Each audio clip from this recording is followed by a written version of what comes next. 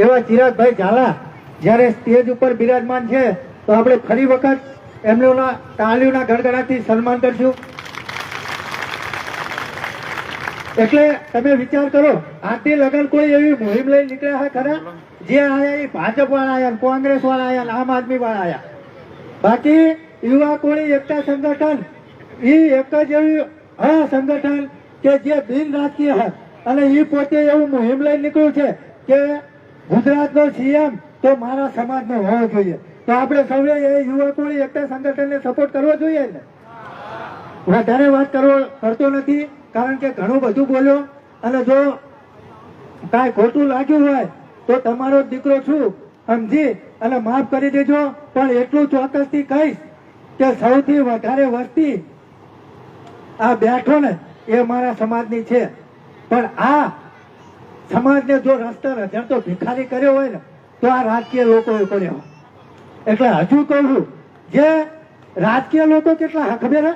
20%, માત્ર 20%. અને 80% એવા લોકો હ જેના કોઈ રાજકીય સાથે કોઈ લેવા દેવા જ નહીં. એને એવું જ છે કે જે હોય મૂળ તો સમાજનો હલ. કારણ કે ભાઈ આવી જાવ ને, મૂળ તો સમાજનો હલ. પણ આપણે એવા નેતાને ચૂનવાનો હે કે અડધી રાત્રે જો સમાજને જરૂર પડે અને અડધી રાત્રે વાત કરી અને ફોન કરીને આવી જાય ને એવા નેતા આપણે ચૂનવાનો હે. તો ખરેખર યુવા કોળી એકતા સંગઠનને સાથ આપજો ને. એક વખત ફરી વખત હાથ લાંબા કરો, આપજો ને. આટલું કઈ મારી વાણીને વિરામ આપું છું. જય માન ધાતા, જય કોળી સમાજ.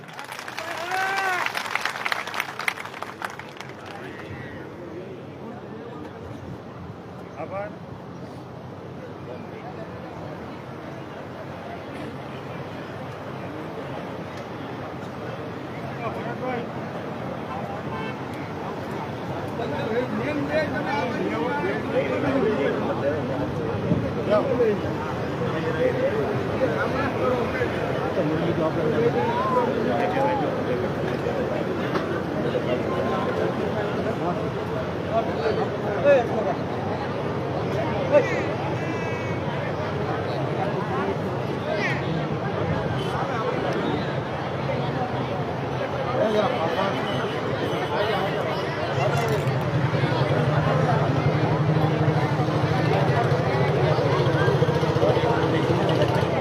હાલો, ખૂબ ખૂબ આભાર પિન્ટુભાઈ, તમારો કિંમતી સમય કાઢીને સમાજની આમ તો લડાઈ એટલે આપણી લડાઈ, બરાબર ને? ત્યાં બહુ સારી વાત કરી કે હકીકતમાં પિન્ટુભાઈ વાત કરી એમ કે જો ધ્યાન નહીં દઈને તો આપણી 3 પેઢી પછી આપણા છોકરા આપણને કાઢ્યું દેવાના કે અમારા બાપાની બહુ દડા પણ કર્યું નહીં કઈ, છેલ્લે આ ખેતરમાં લડતા જ લેવાનું રહ્યું. તો એટલે હમણાં મેં આપણે એક કવિતાની હમણાં વાત કરતો હતો ને ત્રિવેદી સાહેબની, તો એમાંથી આ શીખવા જેવું ને કે હાલો એ એક કડિયાની યાદ આવે કે અસફળતા છે ને એ એક ચુનૌતી છે. આપણે કંઈક ને કંઈક અસફળ અત્યાર સુધીમાં તો એક ચુનૌતી એને સ્વીકાર કરવી પડશે કે કંઈક ને કંઈક આપણી ખામી રહી ગઈ તો એને જોવો અને એમાંથી સુધાર કરો.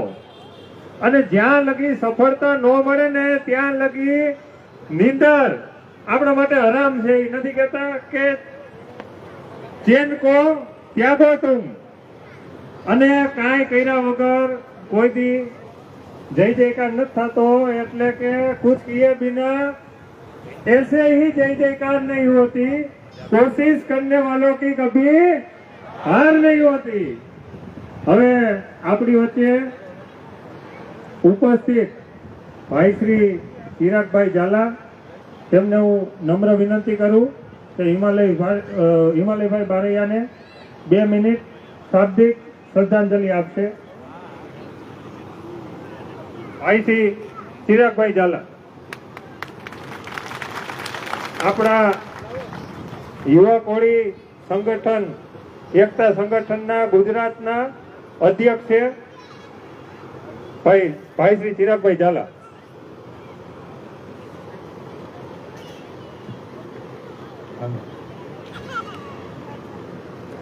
વિશ્વ વંદનીય આ દુનિયાને માનવતાનો સંદેશો આપનાર કોળી માતાના કુખે જેનો જન્મ થયો તેવા ગૌતમ બુદ્ધના ચરણોમાં વંદન.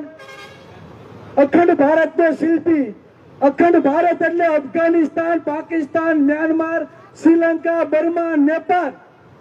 ભારત, આ અખંડ ભારતમાં જેને એક હતું શાસન કર્યું એવા કોળીના દીકરા સમ્રાટ અશોકના ચરણોમાં વંદન. જલિયાંવાલા બાગમાં જે ગોળીબાર કરવામાં આવ્યો, જે જનરલ ડાયરે આદેશ કર્યો, ગોળીબારનો આ જનરલ ડાયરને વિદેશની ધરતી ઉપર જઈ એના છાતી ઉપર ગોળી દાબનાર વીર શહીદ કોળી ઉધમસિંહના ચરણોમાં વંદન.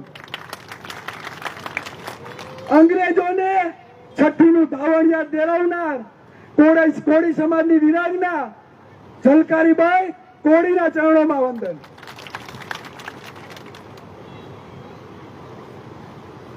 આજ રોજ સ્વર્ગસ્થ હિમાલયભાઈના શ્રદ્ધાંજલિ કાર્યક્રમ નિમિત્તે એવડી બહોળી સંખ્યામાં ધોરાજી તાલુકાના તેમજ આજુબાજુ વિસ્તારના જે પણ કોળી સમાજના ભાઈઓ બહેનો ઉપસ્થિત થયા છે તેના ચિરાગ ઝાલાના જય કોળી સમાજ, જય વેલનાથ, જય માતાજી.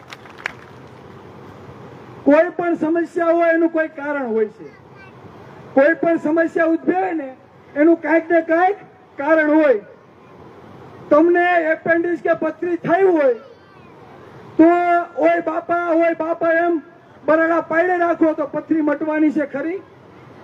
એના માટે તમારે ડોક્ટરને બતાવવું પડે, રિપોર્ટ કરાવવો પડે ને પછી ડોક્ટર એમ કે 4 mm ની પથરી છે તો ઓપરેશન કરવું પડશે કે આ તમારી દવા, તો એનાથી આપણો ઈલાજ થાય. એ ચોક્કસ નિદાન થયું અને એના પ્રમાણમાં આપણે દવા આપવામાં આવી. કહેવાનો મતલબ એ છે કે આપણે સમસ્યા પાછળનું જે મૂળ કારણ છે તે કોઈ જાણતા નથી. સમજો, અહીંયા અમે કોઈ કોણીએ ગોળ ચોપાડવા આવ્યા નથી. અમે હંમેશા સમાજને વાસ્તવિકતા તરફ લઈ જવા માટેનો પ્રયત્ન કર્યો છે. આજે આ ગુજરાતમાં 7 કરોડની વસ્તી છે, એમાંથી 3 કરોડની વસ્તી અને કોળી અને ઠાકોર સમાજની છે. કેટલી વસ્તી? 3 કરોડની. અને કોઈ એવો દિવસ ખાલી નથી જતો કે આ સમાજ ઉપર અન્ય અત્યાચાર નથી થતા. બોટાદમાં હમણાં 4 વખત છે. એક તો કાલે જ બનાવાયો 2 દી પહેલા. શરીરે આપણા ભાઈઓ આપણા પરિવારને ધમકાવે, ડરાવે, પોલીસ સ્ટેશનમાં જાય તો ફરિયાદ ના લે, આગેવાનોને ફોન કરે, અમને ફોન આવ્યો, આપણે પોલીસ સ્ટેશનમાં ભલામણ કરવી પડે ત્યારે ફરિયાદ લે.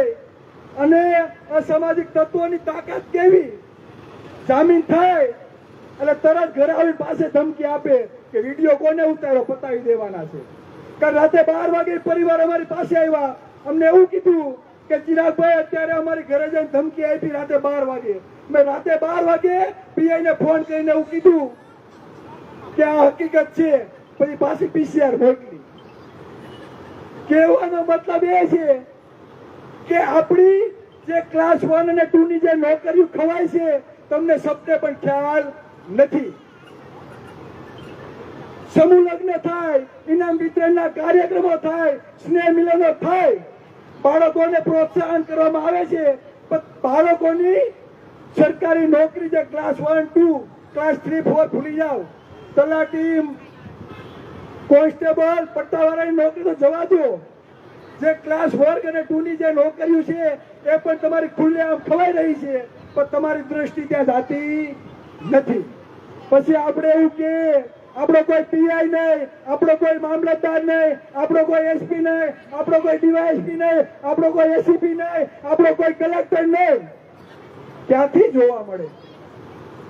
કેમ કે આપણે આપણા હક અધિકારોથી જાગૃત થયા નથી. મિત્રો, અત્યારે તમને જે પણ સુવિધાઓ મળે છે ને, રોડ, રસ્તા, પાણી, આ બધી સુવિધા તમારા ટેક્સના પૈસાથી મળે છે. કોઈ તમારા ઉપર કોઈ ઉપકાર કરતું નથી. યાદ રાખજો, આ ગુજરાતનું બજેટ 2024-25 નું બજેટ છે અને 65,000 કરોડનું બજેટ છે. કેટલું? 2,65,000 કરોડ. જેમાં આપણે બધા જે ટેક્સ ચૂકવીએ છીએ, તમે સવારે ઉઠો, બ્રશ કરો અને સાંજે તમે ગુડ નાઇટ કરો ને, ત્યાં સુધી તમે જે પણ જીવન જરૂરિયાતની તમે જે વસ્તુ ખરીદો છો, અનાજ હોય, કઠોળ હોય, તેલનો ડબ્બો હોય, ગાડીમાં તમે પેટ્રોલ નાખો, જે પણ વસ્તુ તમે ખરીદો છો તેમાં ક્યાંક ને ક્યાંક ટેક્સ સ્વરૂપે આ સરકારને શું જાય છે? ટેક્સ. ટેક્સનું બજેટ કેટલું છે ખબર? 1,85,000 કરોડ રૂપિયાનું બજેટ છે. તો આ ગુજરાતમાં 35% કોળી સમાજની વસ્તી છે, તો આપણે કેટલું ટેક્સ સ્વરૂપે બજેટ આ સરકારને આપતા હશું, વિચાર કરજો. અને આ બજેટમાંથી નેતાઓના પગાર થાય, જેટલા પણ સરકારી કર્મચારીઓ છે તેના પણ પગાર એમાં થાય. પણ બજેટ પ્રમાણે આપણા ભાગનું કઈ મળતું નથી. બંધારણ દેશ આઝાદ થયો ત્યાર પછી સુંદર મજાના બંધારણનું સમાનતાવાદી બંધારણની રચના કરવામાં આવી. બંધારણ એવું કે આર્ટિકલ 14 થી લઈને આર્ટિકલ 18 સુધી સમાનતા આપેલી છે. બંધારણ એવું કે કોઈ પણ ધર્મનો હોય, કોઈ પણ જાતિનો હોય, કોઈ પણ લિંગ હોય કે કોઈ પણ જન્મના સ્થાને પણ ક્યાંય પણ જન્મ થયો હોય, એના આધારે પણ કોઈ વ્યક્તિને અન્યાય થવો જોઈએ નહીં, દરેકને સન્માન રાખવા. તો હું તમને પૂછવા માંગુ, હમણાં નીટનું પેપર ફૂટ્યું, અહીંયા બેઠાને પૂછું, આમાંથી કેટલાના બાળકોએ નીટની એક્ઝામ આપી? હાથ અદ્ધર કરજો જોઈએ. સમજો, હાથ અદ્ધર કરો. જે લોકોના દીકરા દીકરીઓએ નીટની એક્ઝામ આપી હોય, હાથ અદ્ધર કરો જોઈએ. અહીંયા એક અને અહીંયા કોકેડી લગભગ એટલા ધોરાજી તાલુકામાંથી આ એક પરિવારના દીકરાએ નીટની એક્ઝામ આપી. સમજો, નીટનું પેપર ખાલી એક પરિવારના દીકરાએ આપ્યો. નીટ એટલે શું આવું તમને કહું. ધોરણ 12 સાયન્સ પછી નીટનું તમે પરીક્ષા આપો એટલે મેડિકલ ક્ષેત્રમાં એડમિશન લઈ શકે અને તમારો દીકરો ડોક્ટર બની શકે. સમજાય છે? હવે હું તમને એ કહું કે આ ગુજરાતમાં 40 કોલેજો મેડિકલ છે, મેડિકલ કોલેજો 40, એમાંથી માત્ર 4 કોલેજ છે ને એ સરકારી છે, બધી બીજી પ્રાઇવેટ. હવે તમારા દીકરા દીકરી નીટમાં સારા માર્ક આવ્યા હોય અને 1-2 માર્કે કદાચ સરકારીમાં વારો ના આવે, અને જો તમારા દીકરાને MBBS થવું હોય, BHMS થવું હોય, તો કેટલા રૂપિયાની જરૂર પડે ખબર? 1 કરોડ હોય ને ત્યારે તમારો દીકરો કે દીકરી ડોક્ટર બને. કેટલા હોય ત્યારે? 1 કરોડ. હવે હમણાં આમાં ઘણાના દીકરા દીકરીઓને નીટ કરાવવું હોય, મેડિકલમાં લઈ જવું હોય. હવે આપણે જોયું ને, ધોરાજી તાલુકામાં એક ભાઈ આંગળી અસર કરી કે મારો દીકરા નીટની એક્ઝામ આવી, એટલે 1 કરોડ જ નથી આપણી પાસે, તો આપણા દીકરા દીકરીને ડોક્ટર ક્યાંથી બનાવશું? સમજાય છે હું કહી? બંધારણ એવું કહે છે કે શિક્ષણમાં સમાનતા હોવી જોઈએ અને યોગ્ય અવસર, દરેકને સમાન અવસર મળવો જોઈએ.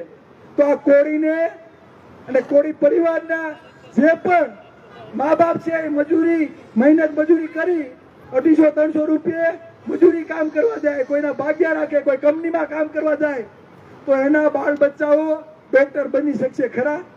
કેટલા લોકોની કેપેસિટી છે 1 કરોડ બગાડવાની કે મારા દીકરાનો ડોક્ટર બનાવી શકું? છે કોઈની કેપેસિટી? હાથ અદ્ધર કરો. નથી ને કોઈની? તો મૂળભૂત સમસ્યા તમારી ઈ છે. પછી આપણે આપણા ભાઈને કોઈ દવાખાનામાં દાખલ કરીએ અને 3 લાખ, 4 લાખ, 5 લાખ, 10 લાખ આવું બિલ આવે. હવે આપણા ભાઈના દવાખાના નથી તો બિલ જ આવવાનું છે ને. સમજાય છે એવું કહું? આપણા ડોક્ટરો જ નથી, બીજાની જગ્યાએ તમે દાખલ થાવ તો પછી 3-3, 4-4 લાખના બિલ જ આવવાના છે. આ વાસ્તવિકતા છે. હવે ચાલો ડોક્ટરની વાત જવા દો. ક્લાસ 4 કોન્સ્ટેબલની એક્ઝામ દોડના માર્ક કાઢી નાખ્યા. ખબર છે તમને? દોડના માર્ક કાઢી નાખ્યા. દોડના માર્ક 25 માંથી 25 ગુણ મળતા, 25 ગુણ આપતા દોડના. 2022માં 70% ઉમેદવારો એલઆરડીના ઉમેદવારો 70% એવા હતા ઓબીસી સમાજના કે 25 માંથી 25 ગુણ લઈ આવવાના. હવે આ સરકારને ખબર પડી ગઈ કે કોળી, ઠાકોર, આહિર, પરવાર, હુઈ, હુતારી, દરજી, મોચી, કુંભાર 146 જ્ઞાતિ આવે ઓબીસી સમાજમાં. એસસી એસટી ના દીકરા દીકરીઓ દોડમાં 25 માંથી 25 ગુણ લઈ આવે એટલે શું કર્યું? દોડના માર્ક કાઢી નાખ્યા. એટલે આપણું મેરિટ બને નહીં. સમજાય છે તમને? બીજું કે જે ક્લાસ 1 અને 2 ની જે મૌખિક ઇન્ટરવ્યુ લેવામાં આવે છે, જે ક્લાસ 1 અને 2 આપણે જાય છે ને પીઆઈ પાસે પોલીસ સ્ટેશનમાં અને પછી કે અમારું ધ્યાન નથી દેતા, મામલતદાર પાસે જાય તો કે ધ્યાન નથી દેતા. તો જે ક્લાસ 1 અને 2 અધિકારીની મૌખિક ઇન્ટરવ્યુ લેવાય. આપણા દીકરા દીકરીને લેખિતમાં 300 માંથી 290 આવ્યા હોય, 280 આવ્યા હોય, 85 આવ્યા હોય, પણ જયારે મૌખિક ઇન્ટરવ્યુ લેવામાં આવે ને ત્યારે સિલેક્શન કમિટીમાં એક પણ કોળીનો, આહિર, ભરવાડ, ઓબીસી, એસસી એસટી કે માઇનોરિટીનો દીકરો હોતો નથી. જે લોકો આપણે જાતિવાદ કરે છે એ લોકો ઇન્ટરવ્યુ લેવા લાઈનમાં બેઠા હોય 5-6 જણા ટુંડા મુંડા. આપણા દીકરા દીકરીઓ એક્ઝામ દેવા જાય મૌખિક ઇન્ટરવ્યુ એટલે હોમાંથી કેટલા આપે? 10, 15, 20. એટલે આપણા બાળકોનું મેરિટ બને નહીં. અને જ્યારે એના સમુદાયના દીકરા દીકરીઓ આવે લેખિતમાં 300 માંથી ઓછા માર્ક આવ્યા હોય, માત્ર 250, 250, 260, પણ જયારે મૌખિક ઇન્ટરવ્યુ લેવા જાય ને એટલે હોમાંથી કેટલા આપવામાં આવે? 90, 95, 85. એટલે એના દીકરા દીકરીઓ ક્લાસ 1 અને 2 અધિકારી બની જાય. પછી આપણે એમ કે આપણો મામલતદાર ક્યાંય નહીં, આપણો પીઆઈ ક્યાંય નહીં, આપણો એસપી ક્યાંય નહીં. એટલે ક્યાંથી કંટ્રોલામાંથી હોય? આપણે ખાલી બટન જ દબાવ્યા છે. આપણે શું કર્યું? બટન જ દબાવ્યા છે. તમારા અધિકારો માટે વિધાનસભામાં જઈને ખખડીને કોઈ અવાજ નથી ઉઠાવ્યો. સમસ્યાનું જે મૂળ કારણ છે એ વિચારવું પડશે. આપણું કોળી અને ઠાકોર વિકાસ નિગમ 2003 બન્યું. આ 23 વર્ષમાં કદાચ 250 થી 300 કરોડ આપણે આપ્યા છે. જ્યારે 2018 થી બિનઅનામત વર્ગ બન્યું નિગમ, અત્યાર સુધીમાં કેટલા પૈસા આપ્યા ખબર? 2000 થી પણ વધારે કરોડની ફાળવણી કરવામાં આવ્યા સરકાર દ્વારા. ટેક્સ તો આપણે ચૂકવીએ છીએ સૌથી વધારે. ટેક્સ આપણે સૌથી વધારે ચૂકવીએ અને આપણા પૈસાથી અન્યના છોકરા લીલા લેર કરે ને આપણા દીકરા દીકરીઓ દાડીએ જાય, મજૂરી કામ કરે. આ વાસ્તવિકતા છે. આપણે કોઈનો વિરોધ નથી અને કોઈને અન્યાય કરવા પણ માંગતા નથી. એને ઘટતું હોય તો હજી 500 કરોડ આપે, આપણે કઈ વાંધો નથી. પણ અમારું શું? અમારું શું? મિત્રો યાદ રાખજો, માગવાથી હંમેશા ભીખ મળે છે. ભીખ માગવાથી શું મળે? ભીખ. અધિકારો જોતા હોય ને તો સામેવાળાની છાતી ઉપર પગ મૂકીને ચૂંટવાની તૈયારી રાખવી પડે તો મળે. અધિકારો માટે લડવું પડે, અધિકારો માટે સંઘર્ષ કરવું પડે અને અધિકારો માટે એક દિશામાં કામ કરવું પડે તો તમારી આવનારી પેઢીનું કલ્યાણ થાય. બાકી ધોકા ખાવાના વારા આવે. આપણી હાલત કેવી થઈ ગઈ છે ખબર? આપણી હાલત पिंजरे में बंद मुर्गों की तरह है. पिंजरे में बंद मुर्गों की तरह है. जिसकी बारी आती है वही चिल्लाता है, बाकी सब दाने चुमने में व्यस्त है. कसाई खानाમાં મુર્ગા પડ્યા હોય ને તો જ્યાં લગી કસાઈ મુર્ગાને હલાલ ના કરે ને ત્યાં લગી ખોરાક નાખે રાખે અને ખાધે રાખે. જ્યારે એક મુર્ગો આમ ઉપાડે અને ડોકી મરડવાનું થાય ને ત્યારે કાવકારા મારે. આપણે હાલત આવી થઈ ગઈ છે કે જેના ઉપર અન્ય અત્યાચાર થાય ને એ બરાડા નાખે. પણ આપણી માનસિકતા બદલાવાની જરૂર છે કે બાજુના ભાણામાં માખી પડી છે તો આપણે ક્યાં ઉડાડવી? ભલે ને પડી, પણ એ માખી ત્યાંથી ઉડીને તમારા ભાણામાં આવીને ક્યારે પડી રહેશે એ તમને પણ ખબર નહીં રહે. મિત્રો, શિક્ષણ અને આરોગ્ય કોઈ બી સરકાર હોય દરેકને સન્માન મળે, ઉત્તમ મળે એવી વ્યવસ્થા કોઈ બી સરકારે કરવાની હોય છે. તો આજે આપણે દરેક ગામડામાં મજૂરી કામ કરે છે. કેટલા લોકો મજૂરી કામ કરે છે? હાથ અંદર કરો, એમાં હું આવી જાઉં. બરાબર ને? હવે હું તમને કહું, અસંખ્ય સરકારી સ્કૂલોના તાળા લાગી ગયા. અસંખ્ય સરકારી સ્કૂલોને તાળા લાગી ગયા. હવે તમારા ગામની સરકારી સ્કૂલ બંધ થઈ ગઈ હોય તો તમે તમારા બાળકોના ભૂલકાઓ માટે શિક્ષણની વ્યવસ્થા કરશો કે 400 રૂપિયા કે 300 રૂપિયા દાડીની વ્યવસ્થા કરશો? સમજાય છે હું કહું? તમારા ગામની સરકારી સ્કૂલ બંધ થઈ ગઈ તો તમે 300-400 રૂપિયા દાડીની વ્યવસ્થા કરશો કે તમારા બાળકને ભણાવવા માટેની વ્યવસ્થા કરશો? ચાલો તમારા બાળકને 4 કિલોમીટર દૂર ભણવા મોકલા પ્રાઇવેટમાં, તો પૈસા તો તમારા ખીચામાંથી ગયા કે નહીં? આજે જે લોકો સુખી ને સંપન્ન છે, જે લોકો કોળી કરતા ઊંચા ગણે છે, એના બાળકો છે ને ઇંગ્લિશ મીડિયમમાં ભણવા માંડ્યા છે. ખબર છે તમને? ઇંગ્લિશ મીડિયમમાં ભણવા માંડ્યા. સરકાર એમ કેમ નથી કહેતી ચાલો જેટલી પણ ગુજરાતી સરકારી શાળાઓ છે હાલો ઇંગ્લિશ મીડિયમ કરી દઈએ, જેને ઇંગ્લિશમાં ભણવું હોય ઇંગ્લિશમાં ભણે, જેને ગુજરાતીમાં ભણવું હોય ગુજરાતીમાં ભણે? કીધું ક્યારેય નહીં કે. એનું કારણ એ છે કે અંગ્રેજી શિક્ષણ છે એ સિંહણનું દૂધ છે. શું છે? સિંહણનું દૂધ. જે પીવે ને એ ગર્જના કરે. તમારા દીકરા દીકરીઓ ભણતા થાય, ઇંગ્લિશ બોલતા થાય તો એને ખબર પડી જાય કે લોકશાહીમાં જેના સૌથી વધારે મત એનો રાજા. લોકશાહીમાં જેના સૌથી વધારે મત એનો રાજા. એટલે ગાંધીનગર ખીચડી રંધાય છે. સમજાય છે? ગાંધીનગર ખીચડી રંધાય છે. ગાંધીનગરમાં જે રહોડું છે ને એમાં કબજો આપણો નથી. જો ગાંધીનગરમાં જો આપણા દાદા જેવા બેઠા હોય રસોડામાં તો તમને ભૂખા રાખે ખરા? હે? આ લોકોને 2,000 કરોડ ફાળવવામાં આવે, શિક્ષણ ધામ માટે 1,000 કરોડ રૂપિયા આપવામાં આવે, મેડિકલ માટે જમીનો આપવામાં આવે, એના આંદોલનકારીઓના કેસો પાછા ખેંચાઈ જાય તો આપણે કોઈના વાહિંદા કરવા થોડાક આવ્યા છીએ? વાહિંદા કરવા આવ્યા આપણે કે કોઈની કંપનીમાં માત્ર તાળિયા કે નોકરી કરવા આવ્યા છીએ? આપણે કોઈને અન્યાય કરવા માંગતા નથી, પણ બંધારણ એવું કે દરેકને સમાનતા મળવી જોઈએ. એકને કોડ ને બીજાને ખોડ. એ આજે પણ ચલાવી લેવામાં નહીં આવે અને કાલે પણ નહીં.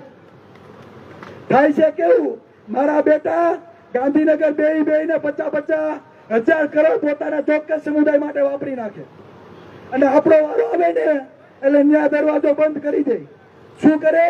આપણો લેવાનો વારો આવે ને એટલે દરવાજો બંધ કરી દે અને શું કે ભાઈ આ ભંડાર ખૂટી ગયા, હવે કઈ છે નહીં. તમારી પાસે રેશન કાર્ડ છે ને? રેશન કાર્ડ તમને પૂછું તો રેશન કાર્ડ ની દુકાનેથી કાસલેટ ચોખા ને ખાંડ ને મળે ને લઈ આવો, જાઓ લાઈનમાં ઉભા રહે. આ વાસ્તવિકતા છે. એટલે આપણે લાઈનમાં ઉભા રહેવાનો થોડાક છીએ. બંધારણ એવું કે દરેકને સમાનતા મળી જોઈએ. પેલા એવું હતું કે રાણીના કુખે જેનો જન્મ થાય ને એ જ રાજા બની શકતો. રાણીના કુખે જેનો જન્મ થાય તે જ રાજા બની શકતો. અને રાજપાટ ક્યાંય કબજો કરવો હોય ને તો માથા દેવા પડતા, યુદ્ધ કરવું પડતું, ત્યારે કોઈનો રાજપાટ આપણે લઈ શકતા. આજે લોકશાહી આવી છે. બાબા સાહેબ આંબેડકરે કીધું છે જાઓ अपनी दीवारों पे लिख दो कि तुम इस देश के शासक हो. શું કીધું? જાઓ તમારી દિવાલો पे लिख दो कि तुम इस देश के शासक हो. તો ગુજરાતમાં સૌથી વધારે મત કોના છે? આંકડો કરજો. હે? તો સૌથી વધારે જો મત આપણા હોય અને આપણે જો ગાંધીનગરના સિંહાસન ઉપર જો કબજો ન કરીએ ને તો આપણા જેવા કોઈ મૂર્ખા નથી. સત્તા ઉપર જો આપણે કબજો કરીએ, સત્તા ઉપર જો આપણે કબજો કરીએ અને સત્તામાં આપણો દીકરો જો મુખ્યમંત્રી હોય ને તો તમારા વિસ્તારના એસપી ને ખાલી ફોન કરવો પડે કે ફલાણું ને ફલાણું થઈ જવું જોઈએ. સમજાય? આ તાકાત છે. તમારા વિસ્તારના કયા કલેક્ટર, તમારા વિસ્તારના કયો એસપી, તમારા વિસ્તારનો કયો પીઆઈ, તમારા વિસ્તારનો કયા મામલતદારને મૂકવો ને એ કોણ નક્કી કરે? સત્તા. સત્તા તમારા હાથમાં નથી, તમારું કોણ સાંભળવાનું? સત્તા જ તમારા હાથમાં નથી તો તમારું સાંભળવાનું કોણ?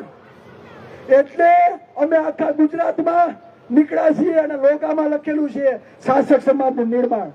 જ્યાં સુધી ગાંધીનગરના સિંહાસન ઉપર 35% આ કોળી ઠાકોર 60% ઓબીસી સમાજનો કબજો ના થાય ને ત્યાં લગી શાંતિથી બેસવાનું નથી અને નથી. અરે જેને એમ લાગતું હોય કે ચિરાગ ઝાલા જ્ઞાતિવાદ કરે છે તો 35% મારો કોળી ઠાકોર સમાજ છે. હું જ્ઞાતિવાદી છું ને છું. જેને જ્યાં ખીલા મારો હોય મારી લે. બરાબર. આ સમાજ માટે માથું દેવું પડે અને જેલમાં જવું પડે ને તો અમે તૈયાર છીએ. હાલ આવજો મોરે દેવા.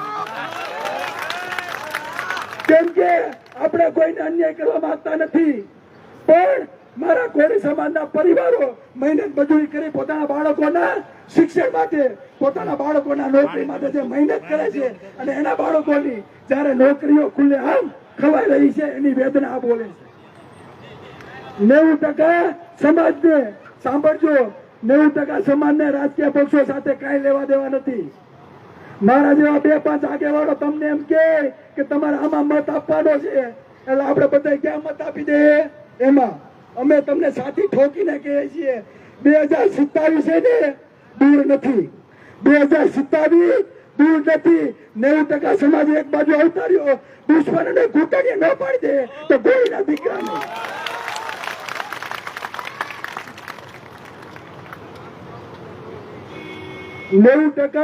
કોળી સમાજ એક બાજુ અવતાર્યો. આ દુશ્મનોને જે જાતિવાદી લોકો છે એને જો ઘૂંટણીએ ન પાડી દે ને તો કોળીના દીકરા નહીં. અને લોકશાહીમાં જેના સૌથી વધારે મત એનો રાજા, તો સૌથી વધારે મત કોના છે? એક બાજુ અવતાર્યો, મુખ્યમંત્રી આપણો હોય, ગૃહમંત્રી ઓબીસી નો હોય, શિક્ષણ મંત્રી આપણો હોય, નાણામંત્રી પણ આપણો જ હોય. આ તાકાત ઉભી કરવી પડે. અને કોળી સમાજ પોતે બ્રાન્ડ છે, બ્રાન્ડ. કોળી સમાજ પોતે રાજા છે, કોળી સમાજ પોતે બ્રાન્ડ છે. કોઈ પાસે માગવાનું નથી. બહુ માગી લીધું ભાઈ, હું બહુ માગી લીધું. હવે તો છે ને સાદી ઠોકીને લેવાનું છે અને પાડી દેવાના છે મતપેટીમાં, બીજી વાત નહીં. અને હું તમને જે કહેવા આવ્યો છું એ હું કહીને જ આવવાનો છું. તમારી આ વિધાનસભામાં અત્યાર લગી કોકની પછેડી પાથરવાનું તમે કર્યું છે. હું કર્યું છે? આઝાદી પછી કોળીના દીકરાને વિધાનસભાની ટિકિટ મળી હોય તો કયો હાથ અત્યારે કરો. મળી છે ભાઈ? વિધાનસભા 2027 કોળી સમાજનો એવો આગેવાન, એવો યુવાન તમે તૈયાર કરો જે વિધાનસભામાં તમારા હક અધિકારો માટે અવાજ ઉઠાવી શકે. અરે મત તમારી પાસે છે, ટિકિટો કદાચ રાજકીય પક્ષો પાસે છે, મત કોની પાસે છે? હે? તો રાજકીય પક્ષોની 1, 2, 3 ને 3.5 ભાઈ આપણે હું લેવા દેવા? હે? રાજકીય પક્ષો પ્રાઇવેટ કંપની બની ગઈ છે, એના માલિકો બીજા છે. આપણા જે કામ કરે ને માત્ર વર્કર છે, પટ્ટાવાળા છે, મજા આવે ત્યારે કાઢી નાખે. હું 5 મિનિટમાં મારી વાત પૂરી કરી. રૂપાણી સાહેબ મુખ્યમંત્રી બન્યા પેલા કોઈ ઓળખતું હતું? આકડો પડકારો કરે ને ખબર પડે. બરાબર છે. હર્ષસંઘવી ગૃહમંત્રી બન્યા પેલા કોઈ એને ઓળખતું હોય તો કયો?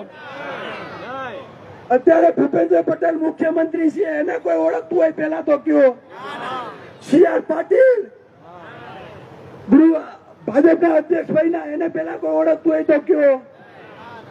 પરસોત્તમભાઈ સોલંકીને ઓળખો છો બધાય? હે? રાજા ચુડાસમાને ઓળખો છો બધાય? કુંવરજીભાઈ બાવળિયાને ઓળખો છો બધાય? ઉત્તર ગુજરાતમાં કોળી ઠાકોરના ઘણા બધા નેતા છે, અલ્પેશ ઠાકોરને ઓળખો છો બધા? 35, 40 વર્ષથી આપણા નેતાઓ ચૂંટાઈને આવે છે, એને કેમ મુખ્યમંત્રી નથી બનાવતા? આઝાદીના એટલા વર્ષો પછી જેના માત્ર 2% મત છે, અત્યાર સુધીમાં કેટલી વખત મુખ્યમંત્રી બની ગયા ખબર? 8 વખત. જેના માત્ર 6% મત છે, અત્યાર સુધીમાં કેટલા મુખ્યમંત્રી બન્યા ખબર? 6 વખત. 35% મારો કોળી ઠાકોર સમાજ છે.